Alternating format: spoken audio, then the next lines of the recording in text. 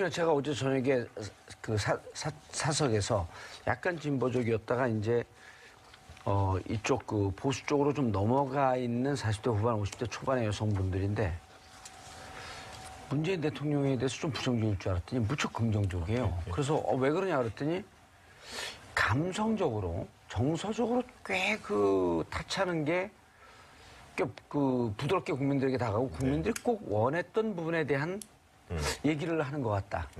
그래서 그런 것이 무척 능한 것 같다. 근데 그러면 그게 뭐 정책 지지율하고 무슨 상관이 있겠냐 싶었는데 그런 감성을 움직이는 게 실질적으로 지지율층으로 간다라고 하는 판단이 들더라고요. 그렇죠.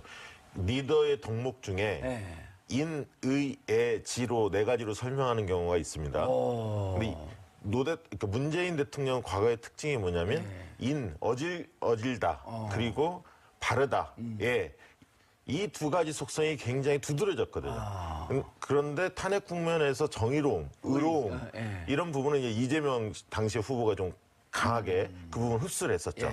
또 지혜로움 이런 부분은 약간 그 두드러지지 않았었는데 대통령이 되면서 적폐청산 이런 부분들에 대한 비타협적인 원칙적인 이런 모습을 보면서 의로움도 이제 확고하게 다져지고 있고 문제 해결 능력이라는 해내는 리더십, 지혜로움 이런 부분들도 제가 볼 때 많이 보완이 됐기 때문에 이상적인 리더 이미지와 문재인 대통령의 현재 이미지가 상당히 일치하는 그런 어떤 흐름을 보이겠다. 그래서 만약에 지금 문재인 대통령이 굉장히 끝까지 이렇게 성공하는 모습을 보여준다면 차기 대통령의 리더십의 유형이 어떨까. 그런 부분들도 사실 저희는 눈여겨보고 있습니다. 2013년 4월인가 5월에요. 네. 내가 한 방송국에서 한 얘기가 똑같은 얘기인데 그거 보셨나요? 안 봤는데요? 봤는데 잊어먹은 게 아니, 아니고. 의원님이 그 방송 별로 보는 적이 별로 없었어요. 표절시비? 윤희예지를 제가 리더십에 썼는데 그걸 책을 봤나. 방금 언급하셨던 그 성별에 따라서 확실히 대통령 지지율 한번 넘어가 보죠. 대통령 지지율이 차이가 있는데요. 일단 전체적으로 이번 주 문재인 대통령 지지율은 70.8% 주중 집계를 나타냈는데요. 지난주 71.5%보다 한 0.7%포인트. 뭐 변화가 없다고 봐야 되는 거죠. 소폭 하락했는데요.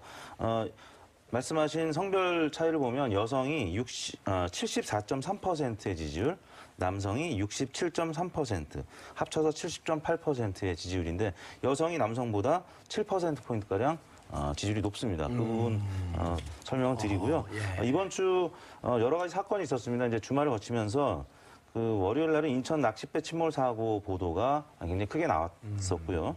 월요일 날은 71.7%로 시작을 했습니다.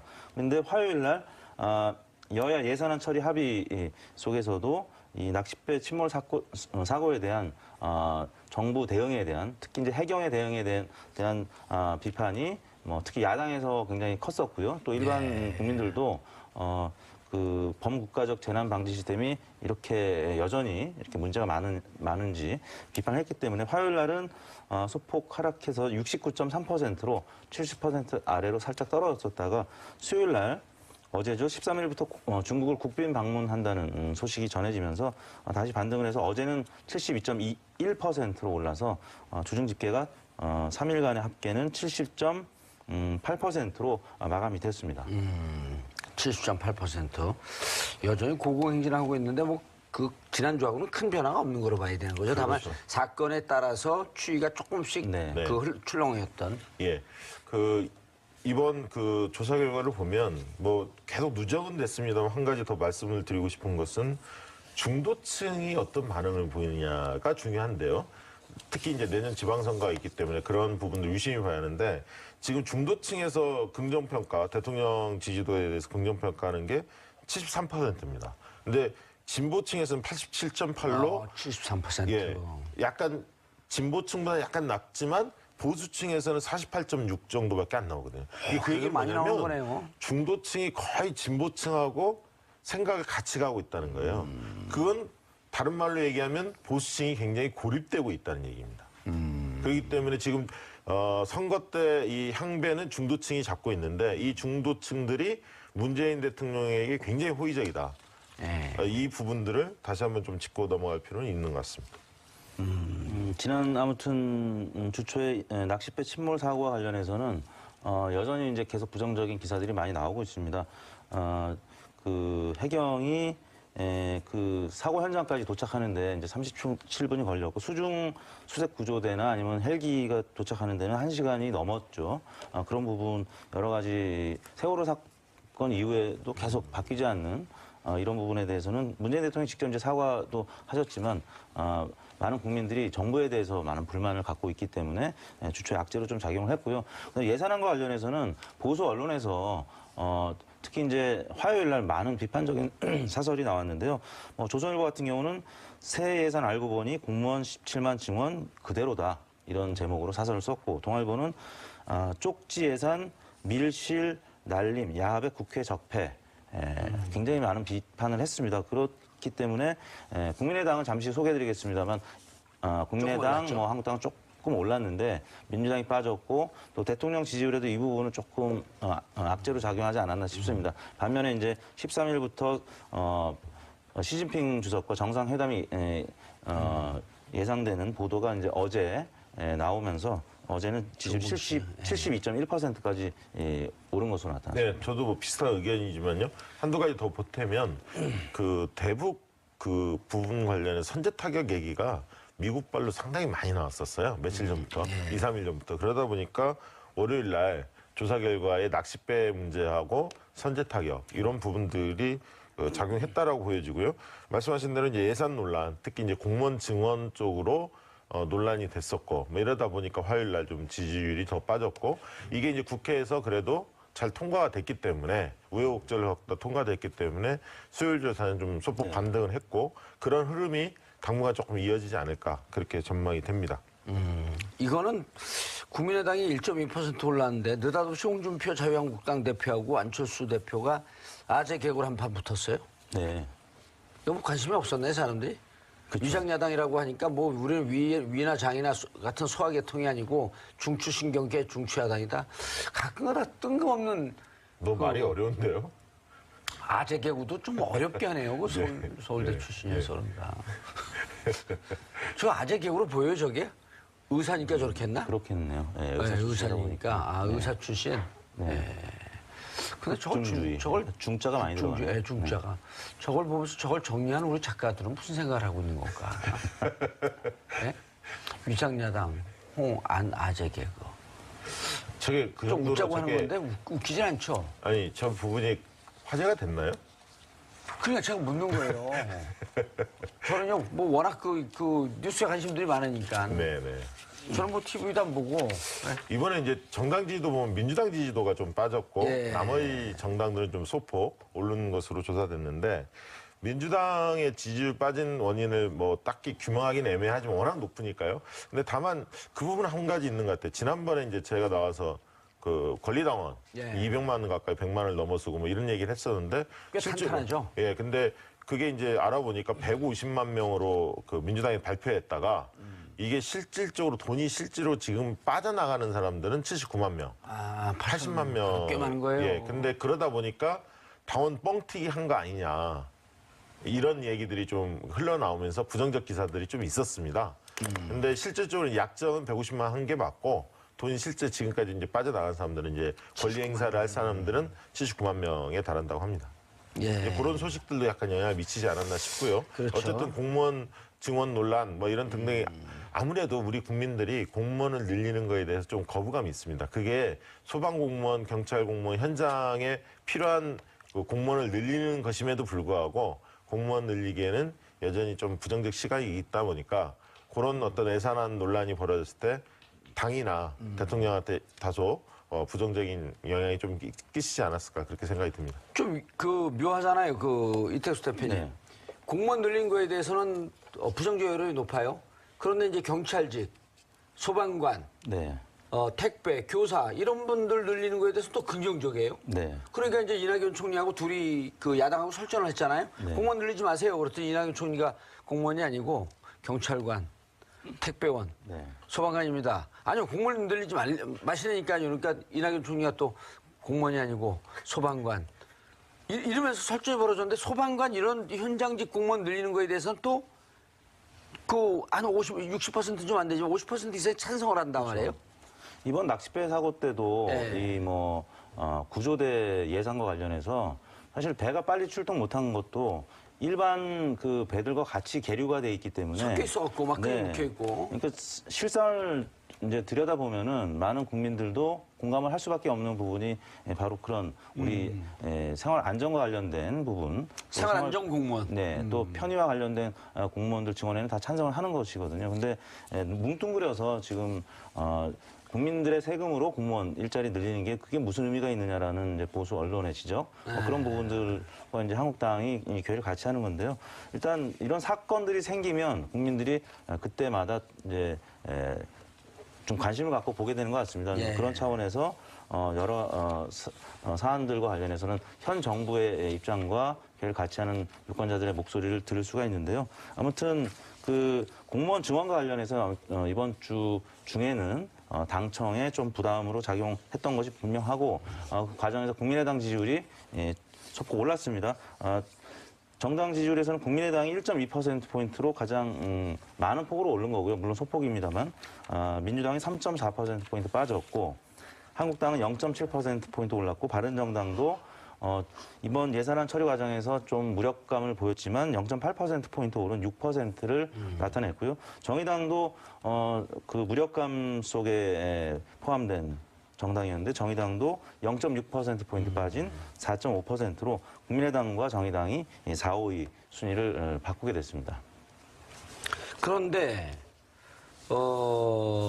지금 이제 바른정당도 많이 오르긴 올랐지만 이제 이후에 이제 이번 국회 예산안 통과하면서 바른정당과 국민의당 통합 문제, 그다음 자유한국당 어떤 스탠스를 취할 건지 이런 부분에 대해서도 뭐 좀 조사한 게 있나요? 그 부분을 조사한 건 없는데요. 예. 이제 예산안 통과까지는 뭐 정당 지지율의 뭐 일부 국민의당이 상승하고 바른정당 일부 상승하고 영향을 미쳤을 수가 있는데 이제부터가 또 국민의당으로서는 기로에 서 있는 게 아까 이제 한국당과의 설전도 있었지만 내부적으로 내부에서. 굉장히 지금 내용이 깊습니다. 뭐 그 소속 의원들 간의 내용도 깊고 또 당원들 간의 안철수 대표를 향한 비판은 여전하거든요. 어제였나요? 안철수 대표가 발언을 하는 과정에서 그 당직자였는지 당원이었는지 굉장히 고성으로 비판을 하고 김동철 원내대표가 굉장히 이제 큰 우려의 목소리를 나타냈는데 뭐 그러다 보니까 안철수 대표의 리더십은 여전히 계속 흔들리고 있고 안철수 대표나 아니면 이제 국민의당 지지율이 좀 상승을 해야 되는데 지금 상승하는 것이 단기적으로 그칠 가능성이 좀 커 보이거든요. 결국에는 이제 바른정당과의 관계 설정이 어떻게 될지 또 유승민 대표에 대해서 이제 박지원 전 대표가 또 비판의 발언을 했는데 유승민 대표가 하는 대로 우리가 뭐 끌려가야 되는 것이냐라는 이제 발언을 했거든요. 그런 과정에서 아무튼 바른정당과 국민의당과의 향후 관계 설정이 굉장히 주목이 되는 상황입니다. 그 국민의당 보면요, 네. 이제는 그 호남당과 안철수당으로 나뉘어졌고 안철수당은 이른바 이제 그 바른정당과 통합을 계속 밀어붙이겠다고 했고 이번에 이제 예산 표결 과정에서 보게 되면 결국은 민주당과 동거를 하면서 호남 예산, SOC 예산도 많이 늘어났고 그런데 끝나고 나서는 또 결국은 통합이다 이렇게 얘기했단 말이에요. 네. 그러니까 발은 호남에다 딛고 있고 마음은 유승민한테 가여 있는 이 국민의당의 스탠스가 도대체 앞으로 어떻게 될지. 네. 실질적으로 이번 저희 여야 간의 협의 과정에서 실질적으로 이제 당대표보다는 원내대표가 결정적 역할을 했다고 합니다. 실질적으로 이제 김동철 원내대표가 영향력을 행사한 거죠. 그래서 이제 호남 SOC 예산이라든가 실리들을 많이 챙겼죠. 어떻게 보면 영리한 선택을 한 겁니다. 예. 캐스팅 보트의 역할을 10분 활용한 것이라고 그렇게 보여지고요. 그 측면에서 안철수 대표의 사실 뭐 존재감이 확인된 측면은 뭐 나온 것은 별로 없었던 것 같아요. 다만 이제 끝나고 나서 국민의당의 스탠스에 대해서 바른정당하고 자유한국당이 좀 공격을 했죠. 다만 이제 그 바른정당의 유승민 대표는 이후에 또 연대와 통합을 염두에 두고 이번에 좀 굉장히 서운함을 드러냈지만 이후에 이제 과정에 있어서 특히 이제 입법 전쟁을 또 앞두고 있습니다. 그렇죠. 당장 예. 공수처 문제 어떻게 할 거냐, 국정원 또 법 개정해야 할 문제들 뭐 이런. 아니 일단 이번에 통과된 예산안에 근거해서도 네. 공무원 증원하는 문제, 네. 그다음에 이제 그 임금 보전하는 문제 네. 이런 등등에 대해서 법을 통과시켜줘야 되는 거거든요. 네, 그렇죠. 그리고 사실은 가장 중요했던 것 중에 하나가 선거구제에 대한 개헌과 선거구제에 대한 개편에 대한 여권의 예. 적극적인 어떤 의향 이런 부분들을 국민의당이 간절히 요구를 했고 그 부분에 대해서 굉장히 열린 마음으로 받은 거거든요, 사실. 중대선거구제도나 그렇죠. 그쪽으로 개편할 의향이 예. 있다. 왜냐하면 지금 현재 본다면 내년 지방선거 앞두고 최대 변수는 개헌의 변수입니다. 근데 개헌이라는 게 지금 여야 간의 이견이 달리기 때문에 권력구조 문제에 대해서 합의가 전혀 되지 않고 있거든요. 민주당 쪽은 사년 중임제 쪽에 의견이 강하고요. 그다음에 그 야당 쪽에서는 분권형 대통령제, 이원 집정부제에 대한 국민의당이나 이런 자유한국당이 강한데 그렇다면 단일안이 나올 가능성이 거의 없습니다. 때문에 2월이 지나면 3월 달에 국회의장이 직접 대통령한테 정부 발의를 건의할 가능성이 높고 그러면 실질적으로 지금 청와대나 정부에서는 그렇게 올 것을 대비하고 나름 준비를 하고 있습니다. 개헌에 대해서요? 개헌에 대해서. 왜 준비 안 하고 갑자기 받을 수는 없는 거 아닙니까? 그렇다면 주요 개헌 사항이 뭐가 되겠느냐. 합의가 가능한 개헌 사항이. 그러면 큰 꼭지로 나오는 게 국민의 기본권을 좀 높이는 거, 신장하는 거 하나고요. 두 번째는 분권입니다. 지방 분권을 획기적으로 높이겠다. 이게 대통령의 의지거든요. 공약이기도 했고요. 그래서 재정 문제를 8대에서 6대 4까지 이거를 국세와 지방세의 부담을 지방세를 높여주겠다. 이게 이제 하나가 있고요. 그다음에 자치경찰제라든가 이 권한을 높이는 재정과 위상을 높여주는 자치단체장한테 그런 또 분권의 내용이 있습니다. 또 행정수도도 논쟁 중에 하나고요. 그다음에 하나가 바로 선거구제입니다. 그래서 선거구제 문제에 대해서 이 국민의당 목숨을 걸죠. 자기들의 목줄을 재고 있는 거 아닙니까? 다음 총선에. 때문에 소선거구제로 하게 되면 이제 자기들은 소멸낼 수 네, 있고. 그러니까 중대선거구제를 원하는 거고 연동형 비례대표제 원하지만 그게 만만치는 않을 것 같고요. 적어도 중대선거구제를 한다면 호남에서 좀 인지도가 높은 다선 의원들은 살아남을 수 있지 않을까라는 막연한 기대감. 실제로 그렇게 될지는 모르겠습니다만 그런 어떤 간절함이 있는 거죠. 중대선거구가 더 의미 있지 않나요? 근데 중대선거구제, 소선구제는 각각의 장단점이 분명히 있습니다. 중대선거구제는 다당제 기반에서는 좋은 측면이 있고 또 한편으로는 정봉주 의원님 같이 이 미디어 영향력이 큰 사람, 많이 알려진 인물 이런 분들이 사실은 유리합니다. 미디어. 미디어 영역. 예, 그럼 많이 좋명된 사람, 얼굴이 많이 알려진 사람, 인지도. 전국 국회의원 선거하면 내가 1등 할 것 같은데. 1등은 아닐 것 같고 한 2등 정도는. 예. 아무튼 정치 방송 신인 끝나고 같이 이제 이쪽에다 물어보게. 정치 신인이 진출하기에는 굉장히 어려운 게 중대선거구제예요.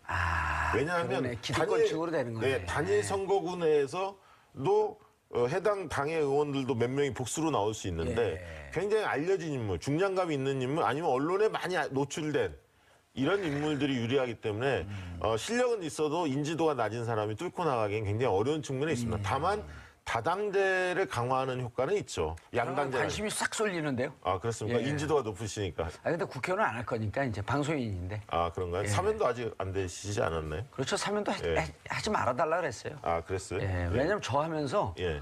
그 비리 정치인 같이 할까봐 비리 정치인 하지 말고 그럴 바엔 나도 하지 마라. 그래서 프레임 하나 만드세요. 정치인 양심수라는 하나 개인 비리 정치인하고 좀 달리. 수준이 안민석 의원하고 비슷하네. 안민석 의원이 그 플래카드에다가 예. 정치적 양심수라고 했는데 수준이 비슷한데 두 분이. 사선의원급인데? 아, 그래요? 오, 비슷하다고 디스하려고 그랬더니. 자, 그런데 이제 자유한국당과 다시 이제 이쪽으로 좀 돌아가고 네. 마지막에 좀 마무리를 좀 해야 될 것 같은데 잠깐만 이제 마무리하면 네. 유승민 바른정당 대표가 바보 같은 한국당 법인세. 네. 근데 어쨌든 좀 그 실수했는데 지지율은 올라가요. 참 특이하죠. 그렇죠. 유승민 대표가 이제 언론 보도량이 최근 들어서 많이 증가했습니다. 대표 선출 이후에 사실 컨벤션 효과는 크게 보지 못했는데 최근 들어서는 국민의당과의 합당 가능성, 통합 가능성을 두고 안철수, 유승민 두 대표의 언론이 주목을 하면서 좀 오른 것도 있고요. 그다음 세비 인상과 관련해서 이제 당 차원에서 반대 입장을 나타내서 다른 당과는 좀 결이 다른 모습을 보이면서 좀 지지율이 오른 것 같습니다. 물론 그 예산안 처리 과정에서는 굉장히 좀 무력감을 보였었기 때문에 그 부분과 관련해서는 지지율이 다시 좀 떨어지지 않을까 싶었는데 이번 주에는 소폭이지만 좀 올랐고요. 그런 과정에는 이제 민주당 지지율이 이번 주에 3%포인트 이상 빠졌기 때문에 민주당과 한국당은 완전히 이제 다른 결을 갖고 있지만 바른정당 지지층은 조금 그 스윙 보터처럼 왔다 갔다 하는 분들이 계시거든요. 그래서 민주당 지층에서 이탈할 때 바른정당으로 또 이동하는 유권자도 좀 있는 것 같습니다. 알겠습니다. 자, 여론조사에 대해서 쭉 살펴봤습니다. 두 분 인사하시고요. 네, 감사합니다. 예. 자, 12월 7일 목요일 정봉주의 품격시대 마치겠습니다. 감사합니다.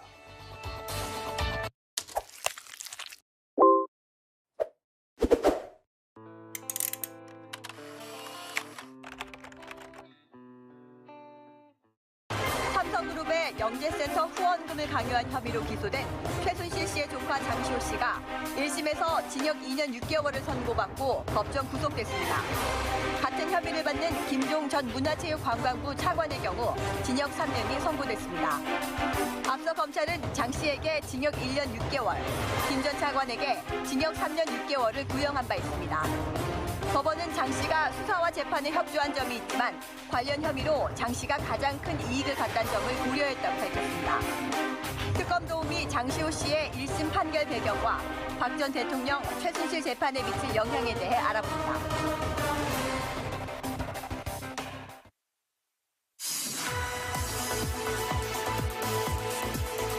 깨어있는 서울 시민을 위한 정직하고 알찬 프로그램 12월 7일 목요일 정봉주 품격시대 첫 번째 주제 장시호 김종 1심 선고입니다.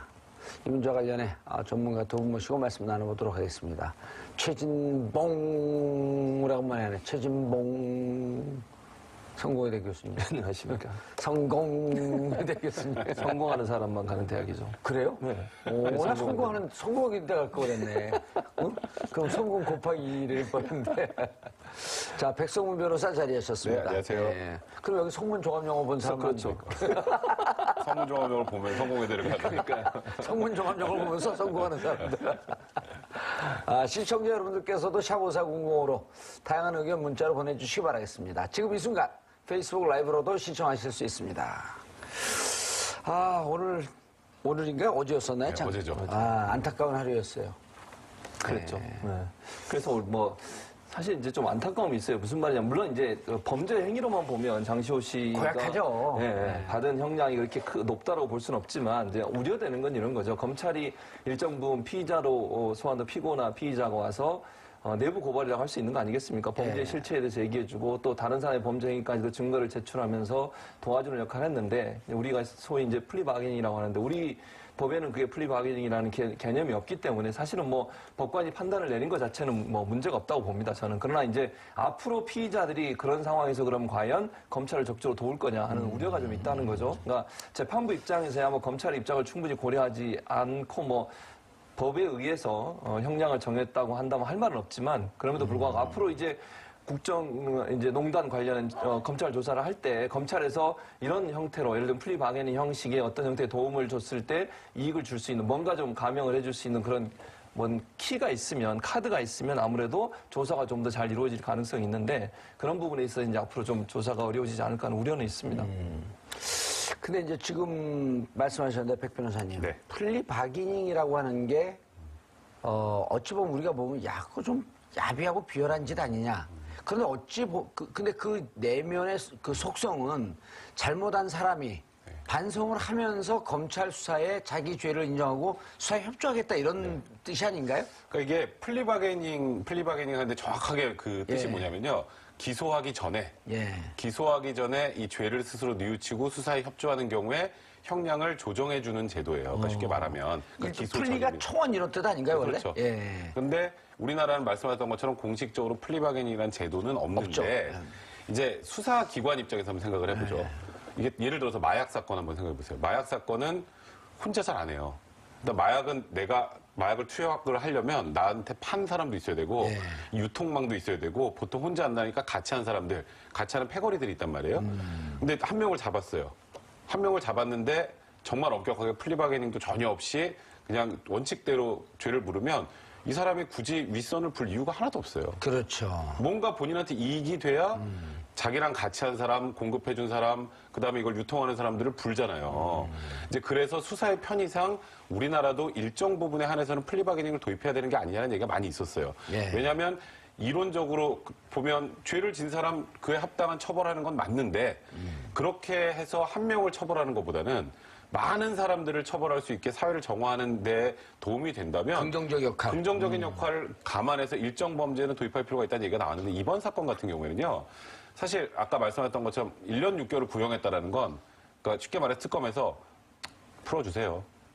그 의미예요. 그냥 말 그대로. 원래 구형을 무척 낮춘 거죠, 지금? 그러니까 이게 원래 사실 장시호 씨 혐의는 뭐예요, 혐의? 혐의가 이제 삼성이나 JK 등 압박해서 한 후원금 18억 원 정도 받아낸 거, 국고보조금 7억 횡령하고 또 영재센터 자금 3억 횡령한 거.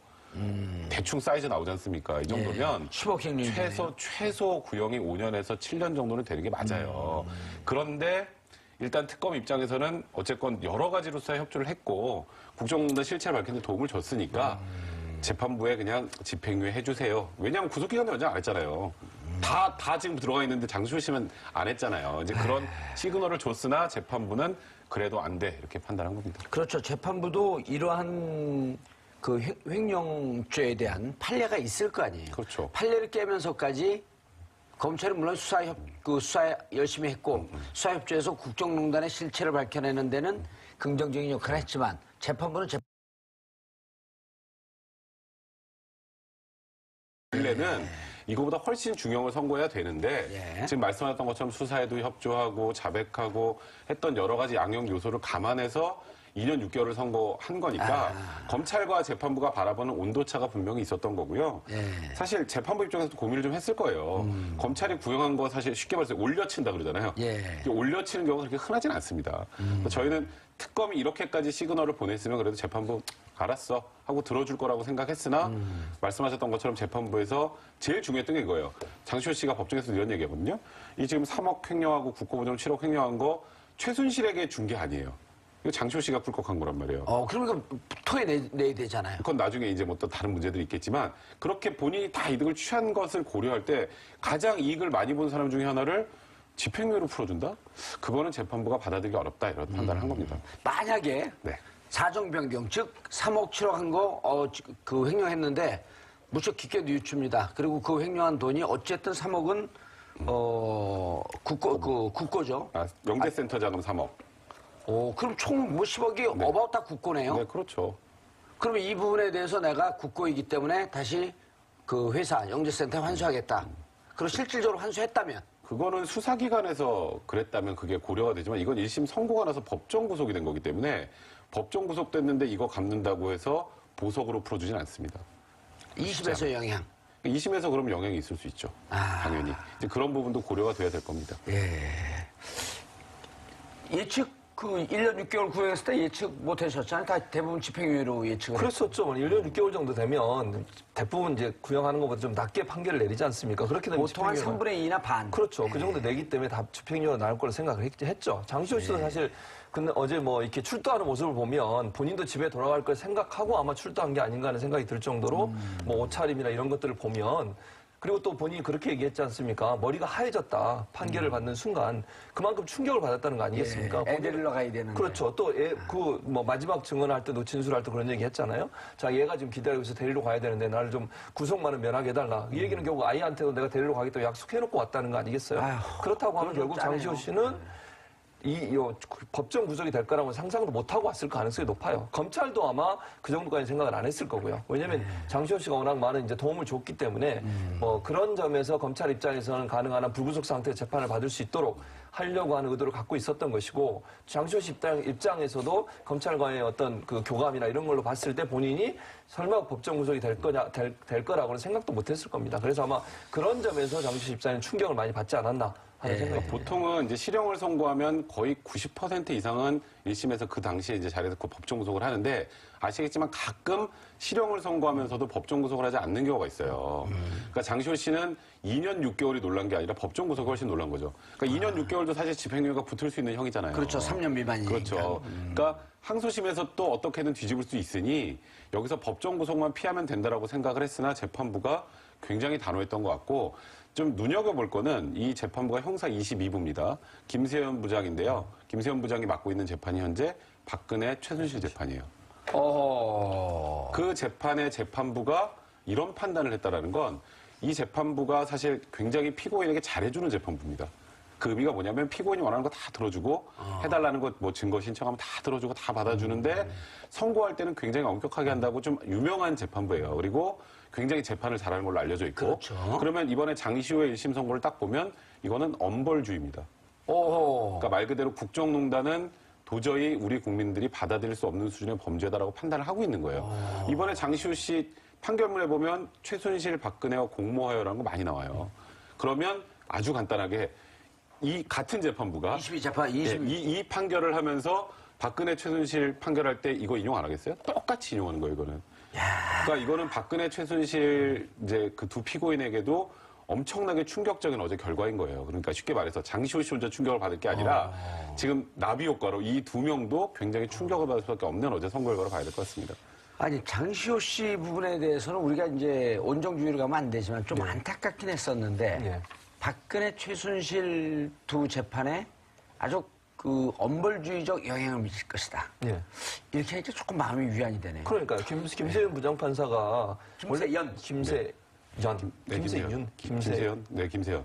김세연. 헷갈리네요, 갑자기 이름이. 연이나 어쨌든 네. 끝전에 알아봐 주시고요. 어쨌든 그 김 판사님이 별명이 있대요. 별명 유치원 교사. 오. 특이하지 않습니까? 근데 장시호 그 무슨 유치원 말이냐면 애들을 나가야 되는데. 백 변호사 아까 얘기했지만 유치원 교사라는 말은 뭐냐면 재판 진행 과정에서 너무너무 너그러운 거예요. 진행 과정에 있어서는 뭐 증언했죠, 뭐 증거 채택해 달라면 채택해주고 증인 채택해 달라면 채택해주고 다 하는 거죠. 그러니까 충분히 피고인이 자기가 할 수 있는 모든 걸 할 수 있으면 가능한 한 다 들어주는 거예요. 지금 보세요, 박근혜 전 대통령 재판이나 최순실 재판에서도 그들이 요구하는 거 거의 다 들어줬습니다. 증인 막 재판을 지연시키려고 증인 막 증가시키고 막 이랬을 때도 다 들어줬잖아요. 그런데 이분이 갖고 있는 특성이 뭐냐면 판결에서는 엄격하다는 거예요. 김세윤이네요. 김세윤 맞죠? 김세윤. 김세윤 판사가 판결에서만은 아주 엄격하다고 소문이 나 있어요. 유치원 교사. 네, 그러니까 유치원 교사란 말은 이미지가 그만큼 유치원 교사는 아이들 말을 잘 들어주는 사람이잖아요. 그러나 아이들이 잘못하면 단호하게 처벌하는 거죠. 왜냐하면 여기서 잘못한 걸 용인하면 아이가 사회에 나갔을 때 그렇죠. 성인이 됐을 때 계속 똑같은 짓을 저지르니까. 그래서 김세윤 판사는 재판 과정에서는 정말 너그럽고 인자한 모습을 보이지만 마지막 판결에 있어서는 엄하게 법에 근거해서 판결을 하기 때문에 저도 백선임 변호사 말씀처럼 박근혜, 최순실 두 사람에 대해서 엄한 판결을 할 거라고 저는 생각을 합니다. 느닷없이 궁금한 게 생겼어요. 유치원 교사라고 하는 이 별명은 확인된 건가요? 기사에 적었는데요. 아, 기사에서 읽었어요? 그럼 맞죠. 그러니까. 그리고 왜냐면 물어보시니까 제가 직접 알아보겠다는 것처럼 그렇게. 아니, 누군가 주위에 있는 사람이 또 이게 아니라고 얘기할 수 있죠. 긍정적인 의미고 의미 있는, 그리고 재판을 잘한다는, 그리고 주위 환경에 영향을 받지 않는 판사로도 저도 알고 있거든요. 맞습니다. 근데 유치원 교사를 월급 올려줘야 되는데. 그러니까 이게 아주 간단하게요. 박근혜 최순실의 재판을 진행하는 지금 우리나라 판사라면 당연히 법원에서 최고니까 하는 거예요. 에이스들이니까. 아니 세기의 재판인데 이거를 그러면 재판할 때 평판 안 좋은 판사한테 맡깁니까? 그러니까 현재 우리나라에서 가장 재판을 잘한다라고 알려져 있는 분이 김세현 부장이고요. 그리고 말씀하셨던 것처럼 그 유치원 교사라는 별명이 붙은 이유가 뭐냐면, 그러니까 피고인이 납득할 만하게 판단한다는 거예요. 그러니까 말 그대로 방어권 행사하는 거 할 수 있게 다 들어주고, 그래 어떤 주장을 하는지 다 들어보고, 그러니까 하나도 말을 끊질 않아요. 김세현 부장은. 그래서 피고인들이 재판을 하고 나면 굉장히 좀 속이 시원하다 그래야 되나? 그런 얘기들을 많이 한대요. 자기 하고 싶은 얘기 다 했다. 그런데 거기에 이제 객관적인 증거나 이런 걸 종합해서 판단할 때만큼은 굉장히 온정주에 휩싸이는 게 아니라 엄격하게 판단하는 걸로 유명합니다. 그러니까 이제 피고인 입장에서도 내 얘기도 들어주지 않고 저렇게 판단했으면 억울할 텐데 얘기는 다 들어주고 그렇죠. 또 그 얘기한 것에 대해서 잘못된 부분은 잘못된 대로 다 논박을 하고. 그렇죠. 그러니까 판결 자체가 굉장히 좀 피고인 입장에서도 설득력 있는 판단을 많이 하는 거고요. 근데 참 아이러니한 건 이렇게 아까 유치원 교사라고 소문이 나 있는 재판부의 재판을 거부하고 있는 박근혜 전 대통령이 또 이렇게 생각해보니까 참 황당하네요. 무서워지는데요? 호러물 같아, 호러물. 아니, 근데 27분 이재용 재판부 누구였었죠, 그때? 그 분 성함은 제가 잘 기억이 안 나요. 27분. 네, 그분도 뭐 재판은 잘한 걸로 유명하시는 분이에요. 그러니까 지금 현재 서울중앙에서 가장 소위 우리나라 부장 중에 형사부장 중에 에이스들만 현재 지금 이 재판에 지금 매달려 있는 거고요. 그러니까 지금 현재 그곳에서 나왔던 이재용 부회장 유죄 판단, 그리고 이번에 나온 장시호의 유죄 판단, 이 두 가지가 결합이 돼서 사실상 우리가 지금 뭐 유죄가 나올까 무죄가 나올까 뭐 최순실이나 박근혜 전 대통령에 대해서 그걸 문제 삼는 걱정하는 게 아니라 도대체 몇 년이나 나올까. 근데 이런 지금 현재 진행되는 과정을 보면 우리 예상보다 더 중하게 나올 수도 있다. 그런 느낌이 듭니다. 알겠습니다. 사실 근데 조금 올려친 거란 말이에요. 네.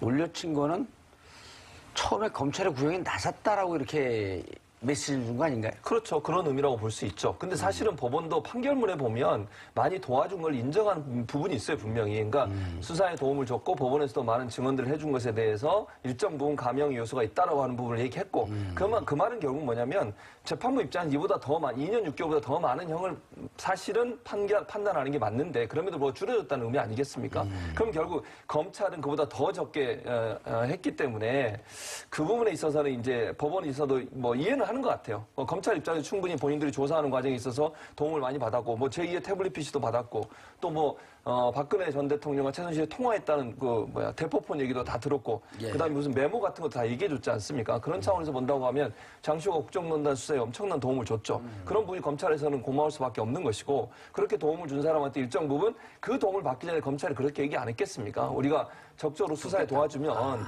뭐 우리도 어쨌든 최선을 다해서 당신을 도와주겠다라고 얘기를 했을 가능성이 있다고 저는 봐요. 특검 입장에서도. 그러니까 특검이 상당히 좀 곤란한 상황이 된 거죠, 사실. 장시호 씨한테. 그럼 뭐 그렇다고 해서 특검이 법원을 상대로 해서 뭘 할 수 있는 상황은 아니지 않습니까? 법원은 법원 나름대로 판단하는 것이고.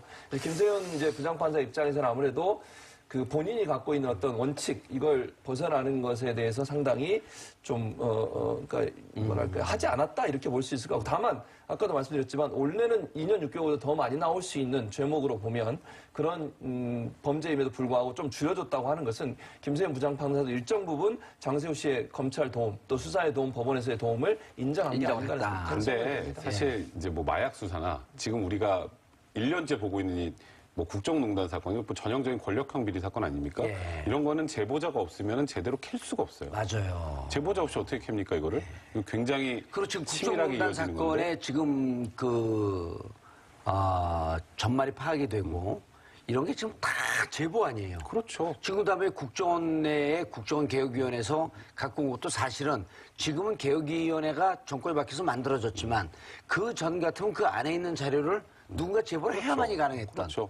거기다가 또 요즘에 있는 그 특활비 상납 논란도 다 제보예요. 이현수 기조실장 아니면 아무도 몰라요. 어떻게 알아요, 그거를? 그러니까 그렇기 때문에 권력형 비리나 이제 마약 수사처럼 정말 한 번에 일망타진하기 힘든 범죄들은 사실 플리바게닝 도입하는 게 맞아요. 그러니까 왜냐하면 그렇게 하지 않으면 사회 정의를 구현 자체를 못 하는데 개개인에 대한 정의를 세우는 것도 중요하지만 사회 전체의 정의를 세운다는 측면에서는 일정한 이런 특별한 이제 권력형 비리 사건이나 몇 가지 범죄 유형을 정해서 그런 경우에는 좀 플리바게닝을 도입을 해서 검찰이 원하는 대로 특검이 원하는 대로 결론을 내주는 게 사실 사회정의에 더 부합하지 않을까 저는 개인적으로는 생각 좀 듭니다. 그러니까 지금 미국도 플리바게닝을 하고 있고요. 프랑스나 영국도 하고 있고 일본도 내년 6월부터 도입을 해요. 플리바게닝을. 일본이 도입하기 전에 우리가 먼저 그러니까 했어야 우리가 해야 되는데 먼저 대단히 일본한테 뒤지는 거 좀 많이 안 되지 않습니까? 다른 데는 몰라도 기분이 별로 안 좋습니다. 어쨌든 일본도 일본이 내년 함께 6월에 하지 말까요? 아니요, 그래도 해야죠. 좀 더 빨리 하면 안 될까요? 어쨌든 그래서 플리바게닝이라는 게 사실 뭐 수사의 비용도 줄일 수 있고요. 또 지금 백성문 변호사 말씀하신 것처럼 그 권력형 비리 같은 경우 내부 고발이나 아니면 본인이 알고 있는 모든 진실을 다 털어놓으면 일망타진할 수 있는 기회가 되지 않겠습니까? 또 국민들이 얼마나 본인이 예.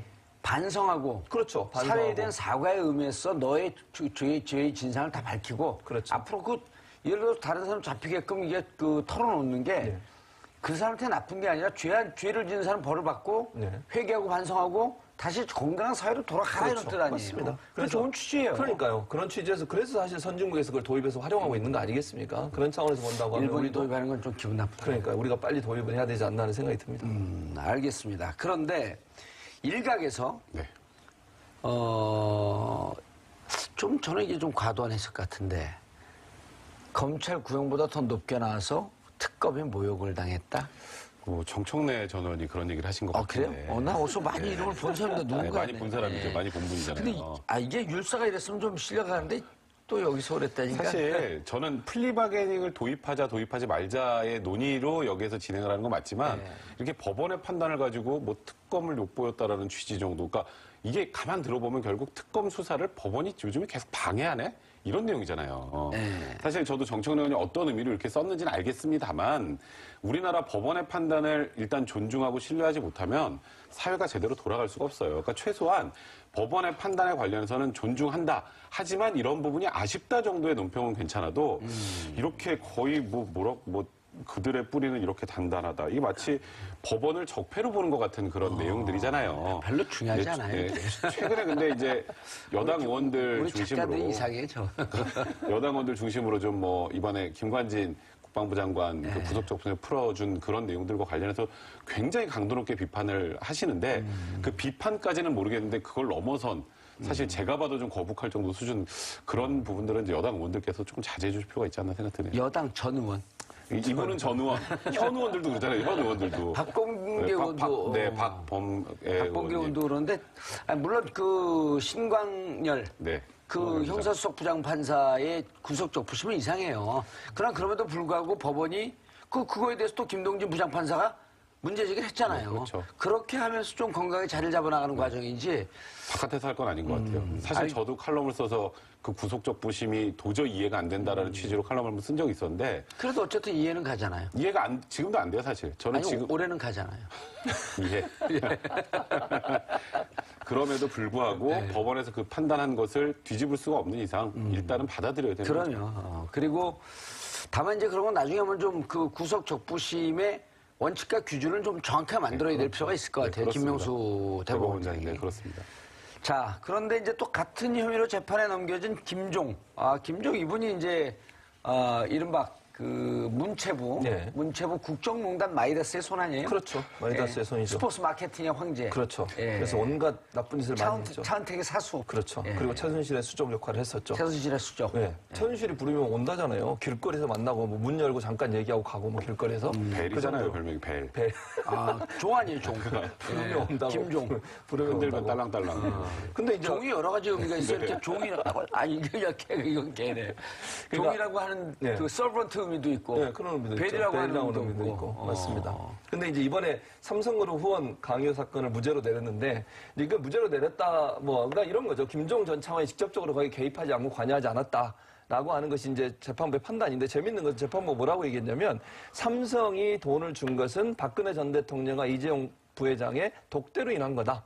그럼 박근혜 전 대통령이 직접 압력을 가한 거 아니겠습니까? 김종을 그런 통해서 판결을 아니라? 내렸어요? 네, 그렇게 나와 있어요. 그러니까 결국은 판결 자체는 물론 김종 전 차관에 대해서는 뭔가 혐의가 없다고 하는 것처럼 보여지지만 실제 재판부의 판단은 이거는 김종 전 차관이 끼어든 게 아니라 삼성 이재용과 박근혜 전 대통령 사이에 직접적인 면담을 통해서 지원이 이루어졌다라고 하니까 박근혜가 직접 박근혜 전 대통령이 직접 뇌물을 받은 게 되는 거 아니겠습니까? 이게 되게 중요한 게요. 큰 거네요. 이게. 지금까지 이것도 김수현 판사인가요? 네, 맞습니다. 그러니까 박근혜 전 대통령이 계속 지금까지 시종일관 주장했던 건 독대할 때 그런 얘기 한 적 없다였어요. 그죠? 아무 말도 안 했다. 근데 여기서 너무 구체적으로 거기는 김종 차관은 끼지도 못했고 박근혜 전 대통령이랑 이재용 부회장이 직접 독대하고 박근혜 전 대통령이 압박을 해서 그래서 삼성 돈이 이제 장소가 있는 스포츠 연재센터로 동계스포츠 정대센터로 온 거다. 그러니까 여기서 공모한 사람은 박근혜, 장시호다 이렇게 나온 거예요. 이제 그렇다면 김종 차관이 김종 차관 3년 6개월 공인데 왜 여긴 6개월 깎였어라고 생각하실 게 아니라 그냥 이 총지휘자가 박근혜 전 대통령이라고 김세현 부장은 보고 있구나 이렇게 보시면 됩니다. 그러면서 그 내부에 있어서 장시호의 역할, 그 다음에 김종의 역할을 좀 그렇죠. 그 경중을 좀 따진 네, 거고. 그렇습니다. 다만 이 총괄 지휘는 박근혜 전 대통령이라는 그리고 이거 박근혜와 동등한 수에서 같이 지휘한 최순실. 네, 이 구도를 보고 있는 것 같다. 그렇죠. 그러니까 이번 판결이 시사하는 게 그런 거예요. 그러니까 장시호 2년 6개월에서 법원이 잘못된 이런 얘기할 때가 아니라 아, 지금 국정농단 관련해서 박근혜 전 대통령과 최순실의 혐의를 이 재판부가 지금 어떻게 보고 있구나. 그걸 알 수 있는 그런 굉장히 유력한 잣대가 됩니다.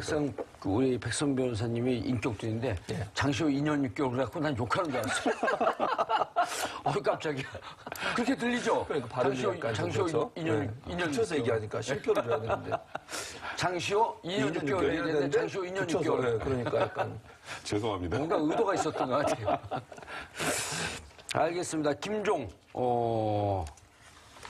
김종에 대해서도 좀 구체적으로 어떤 혐의로 됐는지. 김종 차관은 뭐 굉장히 다양한 곳에 개입을 했었기 때문에 대부분 이제 강요나 이런 부분들이 주로 이제 혐의가 인정이 됐었고요. 근데 그 중에 이제 제일 중하다고 했던 게 조금 전에 말씀하셨던 동계스포츠 영재센터에 이 16억이 흘러가는 과정에서 장시호하고 김종 차관이 중요한 역할을 했다라는 게 특검의 기소 내용이었어요.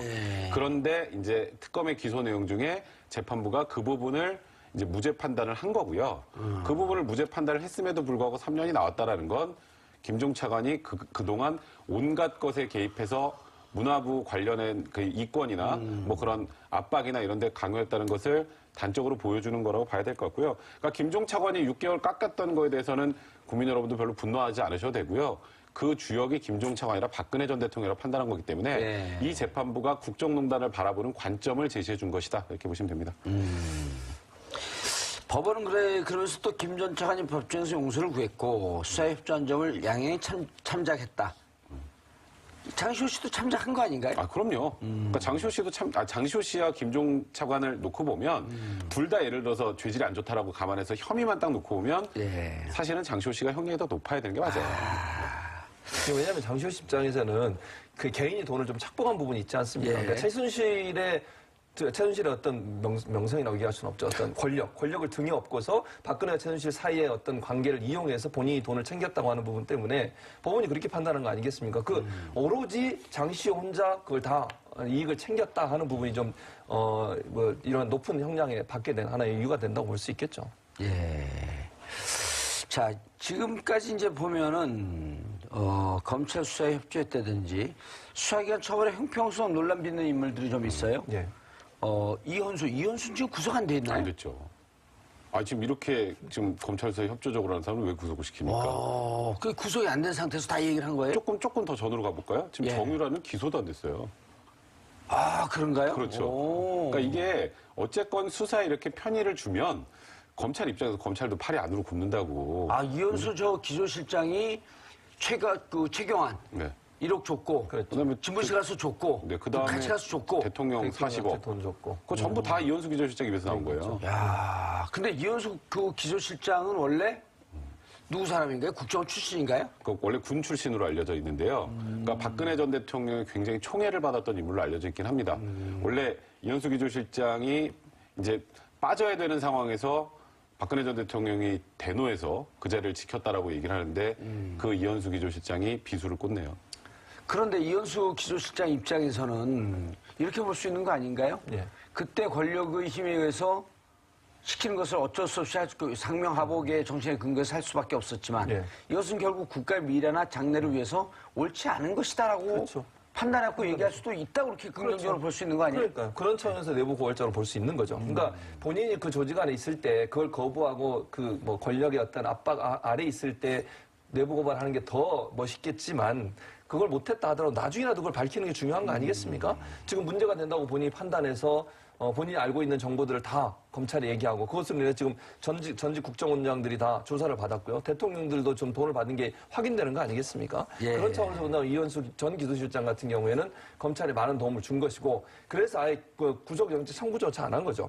그러니까 이렇게 해서 이제 구속영장 청구 안 하면 문제가 없지만 장시호 씨 같은 경우에는 이런 절차를 안 받고 구속영장 일단 청구한 거 아니에요. 그래서 결국 구속됐다가 만기돼서 풀려났고 그래서 재판 받으면서 다시 또 구속이 됐는데 그러니까 아예 검찰 입장에서는 구속영장 청구 안 하는 방법을 통해서 일정 부분 도움을 계속 받으려는 의도를 갖고 있는 것 같고요. 어차피 재판은 받는 거 아니겠습니까? 그러니까 불구속 상태에서 재판을 받도록 하면 편의를 봐주는 거죠. 그런 차원에서 본다고 하면 검찰이 일정 부분 도움을 준 사람들한테 좋은 시그널을 보낼 수 있는 거 아니겠습니까? 당신이 만약에 검찰 조사에 적극적으로 도와주고 또 내부 고발 관련된 여러 가지 정보들을 주면 우리가 당신을 불구속 상태에서 조사하겠다라고 하는 시그널을 준다고 하면 결국 이게 법으로는 없는 플리 바게닝 일정 부분 도입되는 효과가 있지 않겠나 하는 생각이 듭니다.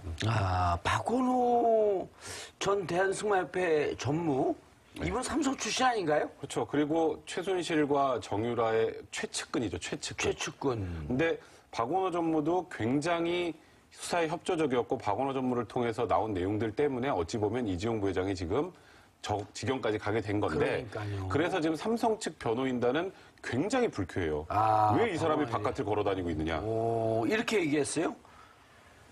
그러니까 이게 박원호 보면 전무는 네. 자유로운 생활을 하고 있다. 삼성 측은. 그러니까 삼성은 지금 이 구도를 어떻게 가길 원하냐면 기업은 피해자다 쪽으로 가고 싶어요. 팔목까지 비틀어갖고 돈 뜯어냈고. 그러니까 헌법재판소에서도 기업은 피해자라는 취지로 탄핵 결정할 때 들어가지 않았느냐 얘기도 삼성 측 변호인단이 하는데. 소극적 내부자는 표현을 썼어요. 네, 근데 이번에 또 일단 김수현 부장의 그 생각은 박근혜 전 대통령과 그러니까 이재용 부회장의 독대 그 자리에 강요가 있었는지 없었는지는 밝히지 않았고 거기서 삼성을 통해서 박근혜 전 대통령 요청해서 돈이 왔다는 얘기를 한 걸 보면 김수현 부장도 사실 삼성을 피해자로 보고 있는 것 같지는 않아요. 삼성을 피해자로 보는 순간 여러 명이 행복해집니다. 좀 이런 표현하기 이거는 약간 역설적인데 이재용 부회장은 강요의 피해자면 저기 들어가 있을 이유 없잖아요. 그렇죠. 그죠? 그리고 박근혜 전 대통령이나 최순실 씨 입장에서도 뭔가 대가성 있는 뇌물이 아니라 강요면 형량이 훨씬 떨어져요. 근데 그 모두가 원해도 이 지금 현재 삼성이 저번 정권으로부터 받은 혜택들을 종합해 볼 때 그 합병 문제나 여러 가지 있지 않습니까? 그 뭐 기업 경영권 승계 과정에 이제 어쨌건 정부가 도와준 것 그런 걸 종합해 볼 때는 삼성 측 변호인단들의 생각과 달리 지금 현재 재판부는 피해자는 무슨 피해자야 이렇게 생각하는 것 같아요. 야, 박원호 전무는 진짜 이 승마협회, 그 삼성이 승마협회를 통해서 승마협회를 2014년에 승마협회를 맡아주십시오. 네, 그렇죠. 그 9월 15일에요. 네. 이재용 부회장 만나고. 그래갖고 이제 그 다음에 삼성 출신 회장을 두고. 예. 근데 이제 그 그때부터 이제 박원호 전무가 같이 들어가 활동을 하는 거 아니에요? 네, 맞습니다. 그러면은 정유라에게 지원하는 삼성이 지원했던 모든 과정의 전모를 알고 다 있죠. 알고 있는 그럼요. 핵심 중에 핵심인데 그렇죠. 이분이 검찰에서 다 얘기를 하는 거예요? 그렇죠. 그러니까 검찰이 삼성 이재용 부회장을 뒤늦게 알았어도 박수를 좀 보내줘야죠. 예. 그러니까 이재용 부회장을 기소하고 이재용 부회장을 구속할 수 있었던 힘이 바로 박원호 전 전무의 도움이 있었던 거죠. 왜냐하면 승마협회 전무로 있으면서 삼성과 최순실의 커넥션, 정유라 커넥션을 다 알고 있었고 그 모든 사실을 특검에다 털어놓은 거예요. 삼성에서 돈 지원하는 과정도 다 알고 있어요. 예, 어떻게 돈을 보냈으며 얼마를 보냈으며 말도 정유라를 위해서만 사줬다 이런 얘기까지도 박원호 전 전무 말세탁도 이쪽에서 나온 거예요. 그렇죠. 얘기했어요. 예. 그러니까 검찰이 그러니까 특검 입장에서는 박원호 전 전무가 주는 정보가 사실 이재용 전 부회장을 기소하고 또 재판에 넘기는데 중요한 요소로 작용했다고 볼 수 있겠죠. 그런데 이 문제 제기를 하면서 삼성 측은 장시호, 김종 전 차관의 선고에도 신경을 이제 바짝 곤두세울 수밖에 없는 거 아니에요? 그렇죠. 그래서 여기서 이제 공모라고 하는 과정이 이미 판결문에 나오고 있다는 거 아니에요? 그렇죠. 그러니까 지금 이번 사실 장시호의 2년 6개월 실형 때문에 다른 게 다 묻혔을 뿐이지 이게 더 의미가 중요한 건 그러네요. 장시호가 법정 구속이 됐다 뭐 검찰이 얘기한 거를 법원이 들어오지 않았다 이거는 지금 완전 사실 이 사안에서 아주 곁다리에 불과한 거고요. 판결문 유심히 보면 지금 이 국정농단을 형사 22부에서 어떻게 바라보는지를 단적으로 알려주는 거예요. 그래서 지금 삼성 측도 이게 뭔가 삼성과 관련된 부분이 나온 거기 때문에 유심히 봤는데 보니까 박 전 대통령과 이재용 부회장의 독대 과정에서 나온 얘기다라는 얘기가 판결문에 들어가 있잖아요. 그럼 지금 현재 삼성이 주장하고 있는 피해자로 일단 어떻게든 이 재판을 끌고 가려고 하는 노력이 일단은 형사 22부에서는 그렇게 보고 있지 않다라는 거고. 일단 그게 암초에 부딪혔다 이렇게 볼 수 있겠죠. 그렇죠. 그리고 박근혜 전 대통령과 최순실 씨에게는 장시호의 이 판결문은 치명적이에요. 그러니까 우리가 자꾸 아이고 장시호 본인들한테 저렇게 치명적이고. 장시호는 저기 집에 가서 애 데려다 줄 줄 알고 저렇게 왔는데 법정 구속한 거 너무에만 볼 게 아니라 그 이면을 좀 볼 필요가 있는 겁니다. 아니 그러니까 이제 이렇게 되네. 앞으로 이제 재판의 순서가 네. 박근혜 1심 재판 있고 그 뒤에 이어서 이재용 부회장의 이재용 항소심. 항소심이 있을 수 있고. 근데 박근혜 전 대통령의 1심 재판에서 뇌물 공여, 뇌물 수수자의 관계가 인정이 되게 되면 그게 또 바로 이재용 항소심에 영향을 미칠 그러니까 이게 일단은 1월 달에 이제 최순실 선고가 날 겁니다. 예. 1월 달에. 이제 그때 보면은 박근혜 전 대통령 형이 어떻게 나올지 다 알아요. 이것도 22부죠. 어찌 보면 쌍둥이 재판이기 때문에 그럼 최순실과 박근혜 전 대통령은 거의 모든 혐의가 공모관계잖아요. 그죠? 그래서 최순실의 형 선고를 보면 아, 박근혜 전 대통령도 이 정도 나오겠구나는 알 거고 그리고 최순실에게 뇌물이 인정이 되는 순간 그건 박근혜 전 대통령도 당연히 인정이 되는 거고요. 예. 그러니까 지금 일단 이재용 부회장 1심 판단 그다음에 지금 이 형사 22부에서 나올 예정인 박근혜 전 대통령 최순실의 판단. 이 판단까지 있으면 이재용 부회장이 또 항소심에서 굉장히 힘들어지겠죠. 예. 그러니까 어제 그 장시호 씨 석방을 하지 않고 구속시키면서 엄하다. 네. 또 김종 차관에 대해서도 물론 3년 6개월에서 깎이긴 했지만 어쨌든 꽤 높은 형이 나온 거 아니에요? 그렇죠. 야, 이렇게 되면 네. 박근혜 먼저 최순실 씨 재판이 있다니까 최순실, 박근혜 주용이 선고될 게 좀 그렇죠. 그럴 수밖에 없는 거죠. 왜냐하면 이번 재판의 이 판결문은 주용은 가운데 중자가 아니라 무거운 중자죠. 네. 가운데 중자가 한 5, 6년쯤 그러니까 친절한 설명 아주 좋으십니다. 네. 선생님. 친절한 예비 진행 아주 좋으십니다.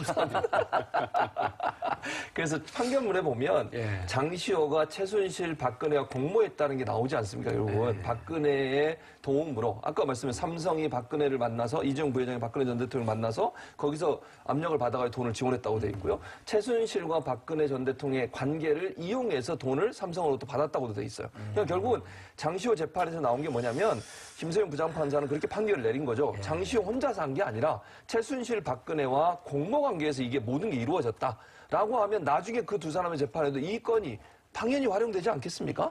그러니까 이 죄가 같이 장시호 혼자한테만 지금 장시호 재판이기 때문에 장시호 씨 혼자한테만 지금 뭐 형량이 나왔지만 최순실, 박근혜 전 대통령의 재판에서도 이 내용도 충분히 반영돼서 판결이 이루어질 것으로 생각합니다. 반영이 아니라 아마 복사해서 붙일 겁니다. 복사해서. 왜냐하면 같은 재판부기 때문에. 박근혜 전 대통령이 이 내용을 모르고 있겠죠. 뭐 지금 나라 걱정하고 계신다는데 뭐. 나라요? 네. 저기 지금 박근혜 전 대통령의 전 변호인단 중에 한 분이죠. 도태우 변호사가 그런 얘기를 했다고 하네요. 아유, 내가 2016년에 아프리카 순방할 때 한국형 발전 모델 전수해 주기로 했는데 그게 안 돼서 아쉽다. 그래서 이제 도태우 변호사와 박근혜 전 대통령은 지금도 구치소 안에서 나라 걱정만 하고 계신다. 그래서 이분한테 네. 제가 직접 여쭸어요. 도태우 변호사한테. 박근혜 대통령을 면담을 했나요? 적교에서 면담을 했나요? 했더니 했대요. 접견을 어떻게 받아줬나 보네요, 박근혜 전 대통령이. 아니요. 그때 그러니까 언론에 나온 것은 그 유영하 변호사만. 네. 유영하 변호사만 한 거 아닌가요? 그랬더니 아니요, 우리가 했어요. 적견서를 내고 했어요. 그래서 제가 국회 확인해 보니까 안 했던데요. 그랬더니 했어요. 적견서 냈어요. 우리가 추정컨대 접견서 낼 수 있잖아요. 그렇죠. 냈는데 박근혜 대통령이 안 만난 걸 알고 있잖아요. 네, 그렇죠. 안 만났는데 본인은 또 자기만의 상상 속에서 박근혜 대통령을 만나서 아프리카 얘기를 들은 것처럼. 이거 너무 구체적인데요, 근데? 하필 애국심도 이거 2016년 아프리카 모델, 이거 너무 구체적이어서. 전생에 도태우 이분이 아프리카에 살았지 근데 않았어요? 도태우 변호사가 요 얘기만 한 게 아니라고요. 얼마 전에도 또 비슷한 얘기를 한 번 한 적이 있었어요. 박근혜 전 대통령은 지금 구치소 안에서 나라 걱정만 하고 계시다. 그러니까 뭐 예를 들었고 그 새마을 운동 모델 영 아프리카에 전수하지 못해서 안타깝다는 건데요. 사실 박 전 대통령이 진짜 이 말을 했다면 이제 가정하죠. 뭐 이건 가정해야죠. 뭐 가정한다면 그 나라를 걱정하실 때 제일 먼저 생각을 해야 되는 건요. 우리나라 민주주의의 근간인 법치주의를 지키는 거예요. 나라 걱정하기에 앞서서 재판에 출석을 하는 게 진짜 나라를 걱정하는 거예요. 지금 어쨌건 본인이 집권했던 시절에 거의 지금 관련자들 다 구속돼서 지금 감옥 가 있는 상황에 지금 나라 걱정을 한다는 건 굉장히 위화감 있지 않나요? 이렇게 이상하게 들리지 않나요? 그러니까 이 얘기를 했다라는 게 우리가 들으면서 좀 웃음이 나오잖아요. 아까도 살짝 웃으시던데. 안 웃으셨어요? 저는 엄청 웃음 참고 있는 중에. 그러니까 이게 우리가 웃음이 나올 정도라면 이게 지금 얼마나 황당한 상황인지 얘기죠. 단적으로 알 수 있는 겁니다. 근데 뭐 나라 걱정보다 제가 볼 때 아프리카 나라를 걱정하는 거죠. 이디오피아예요, 이 나라가. 이디오피아에 가서 2014년에 갔었죠. 아프리카 순방 가서 뭐라고 얘기했냐면 코리안 에이드라고 하는 코리아 우리나라의 발전 모델을 아프리카에 이식을 시켜주겠다. 그러면서 푸드 트럭이나 이런 거 있잖아요. 또 뭐 의료 시설 이런 부분들 지어주고 이런 일을 하겠다고 약속을 했거든요. 그게 지금 못하게 돼서 안타깝다는 거예요. 그러니까 결국 이디오피아에 도움을 주고 싶었는데 그걸 제대로 못해서 안타깝다. 이런 얘기인데 지금 백성보다 말씀하셨듯이 그 남의 나라 걱정할 때가 아니고 우리나라 걱정을 해야 돼요. 박근혜 전 대통령이 저렇게 죄가 없다 그러고 재판도 보이콧하고 사법부를 완전히 무시하는 저런 행동을 하는 것이 과연 국민의 한 사람 없어. 이제 국민으로 돌아갔잖아요. 대통령 하다가. 그랬으면 국민 한 사람 없어서 해야 되는 신성한 어떤 의무인데 그 자체 좀 거부하고 있는 거 아니겠습니까? 중요한 건 또 이제 박정희 박근혜 정권이 아프리카에 큰 영향을 미쳤잖아요. 그렇죠. 독재 정권의 수출. 예. 그래서 아마 간 것 같아요. 아프리카에. 그러면서 그러니까 그런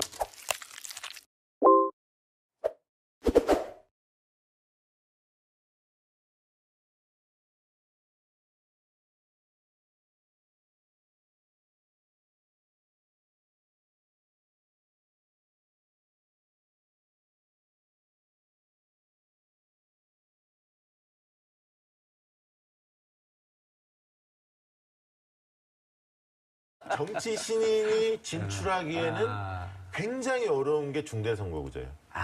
왜냐하면 기득권층으로 되는 거네. 단일 선거구 내에서도 해당 당의 의원들도 몇 명이 복수로 나올 수 있는데 굉장히 알려진 인물, 중량감이 있는 인물 아니면 언론에 많이 노출된 이런 인물들이 유리하기 때문에 실력은 있어도 인지도가 낮은 사람이 뚫고 나가기엔 굉장히 어려운 측면이 있습니다. 다만 다당제를 강화하는 효과는 있죠. 양당제 관심이 싹 쏠리는데요. 아 그렇습니까? 인지도가 높으시니까. 근데 국회의원은 안 할 거니까 이제 방송인인데. 아 그런가요? 사면도 아직 안 되시지 않았나요? 그렇죠. 사면도 하지 말아달라 그랬어요. 아 그랬어요? 왜냐면 저 하면서 그 비리 정치인 같이 할까봐 비리 정치인 하지 말고 그럴 바엔 나도 하지 마라. 그래서 프레임 하나 만드세요. 정치인 양심수라는 하나 개인 비리 정치인하고 좀 달리. 수준이 안민석 의원하고 비슷하네. 안민석 의원이 그 플래카드에다가 정치적 양심수라고 했는데 수준이 비슷한데 두 분이. 사선호급인데? 아 그래요? 오, 비슷하다고 디스하려고 그랬더니. 자, 그런데 이제 자유한국당과 다시 이제 이쪽으로 좀 돌아가고 마지막에 좀 마무리를 좀 해야 될 것 같은데 잠깐만 이제 마무리하면 유승민 바른정당 대표가 바보 같은 한국당 법인세. 근데 어쨌든 좀 실수했는데 지지율은 올라가요. 참 특이하죠. 그렇죠. 유승민 대표가 이제 언론 보도량이 최근 들어서 많이 증가했습니다. 대표 선출 이후에 사실 컨벤션 효과는 크게 보지 못했는데 최근 들어서는 국민의당과의 합당 가능성, 통합 가능성을 두고 안철수, 유승민 두 대표의 언론이 주목을 하면서 좀 오른 것도 있고요. 그다음에 세비 인상과 관련해서 이제 당 차원에서 반대 입장을 나타내서 다른 당과는 좀 결이 다른 모습을 보이면서 좀 지지율이 오른 것 같습니다. 물론 그 예산안 처리 과정에서는 굉장히 좀 무력감을 보였었기 때문에 그 부분과 관련해서는 지지율이 다시 좀 떨어지지 않을까 싶었는데 이번 주에는 소폭이지만 좀 올랐고요. 그런 과정에는 이제 민주당 지지율이 이번 주에 3%포인트 이상 빠졌기 때문에 민주당과 한국당은 완전히 이제 다른 결을 갖고 있지만 바른정당 지지층은 조금 그 스윙 보터처럼 왔다 갔다 하는 분들이 계시거든요. 그래서 민주당 지층에서 이탈할 때 바른정당으로 또 이동하는 유권자도 좀 있는 것 같습니다. 알겠습니다. 자, 여론조사에 대해서 쭉 살펴봤습니다. 두 분 인사하시고요. 네, 감사합니다. 자, 12월 7일 목요일 정봉주의 품격시대 마치겠습니다. 감사합니다.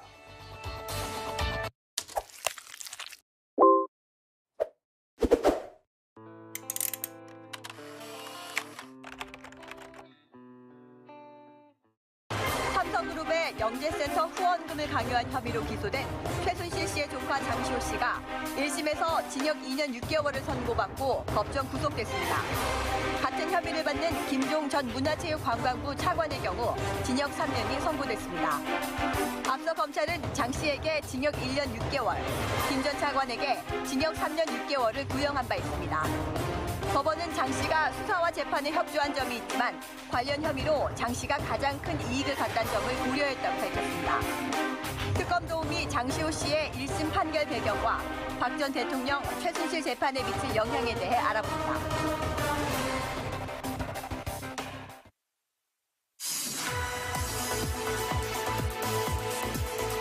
깨어있는 서울 시민을 위한 정직하고 알찬 프로그램 12월 7일 목요일 정봉주 품격시대 첫 번째 주제 장시호 김종 1심 선고입니다. 이 문제와 관련해 전문가 두 분 모시고 말씀 나눠보도록 하겠습니다. 최진봉 오래간만에 하네. 최진봉 성공회대 교수님. 안녕하십니까. 성공회대 교수님. 성공하는 사람만 가는 대학이죠. 그래요? 네. 오, 나 성공하기 때 갈 거랬네. 어? 그럼 성공 곱하기 2를 뻔했는데. 자, 백성문 변호사 자리하셨습니다. 네, 안녕하세요. 예. 그럼 여기 성문 종합영어 본 사람 그렇죠. 성문종합용을 보면 성공회대를 가니까. 그러니까 성문 종합영어를 보면서 성공하는 사람들. 아, 시청자 여러분들께서도 샵5400으로 다양한 의견 문자로 보내주시기 바라겠습니다. 지금 이 순간 페이스북 라이브로도 시청하실 수 있습니다. 아, 오늘인가? 어제였었나요? 네, 어제죠. 아, 안타까운 하루였어요. 그랬죠. 네.